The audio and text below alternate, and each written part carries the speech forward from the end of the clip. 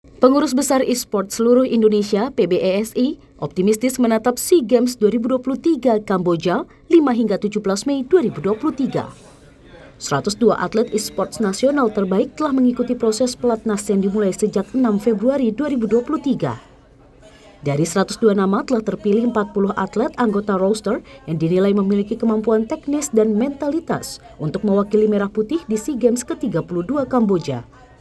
Kini para atlet diberi target merebut 4 medali emas, 3 medali perak, dan 1 medali perunggu dari 4 kategori game yang dipertandingkan, yakni Mobile Legends, PUBG Mobile, Crossfire, dan Valorant. Mobile Legends ladies kita is tim Mobile Legends wanita terbaik yang pernah dikumpulkan titik dalam sejarah Mobile Legends ladies.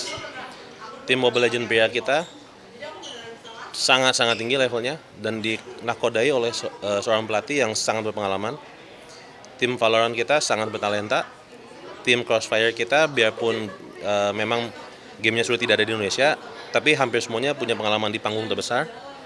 Dan PUBG kita dari pemain 1 sampai ke 13 everybody top level. Jadi ya saya sangat optimis mendapatkan emas ya. Maksudnya kalau bisa semua cabang olahraga yang diikutin tuh kita dapat emas semua. Tapi dari segi Valorant aku percaya bisa kita dapat emas.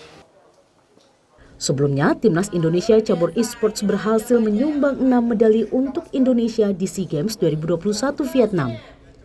Hasil ini terdiri dari 2 medali emas, 3 perak, dan 1 perunggu. Medali emas pertama disumbang oleh tim Garuda yang bermain untuk kategori game Free Fire. Diikuti tim Raja Wali yang berhasil membawa pulang medali perak. Rinin Taniken Sultoni, Kompas TV, Jakarta.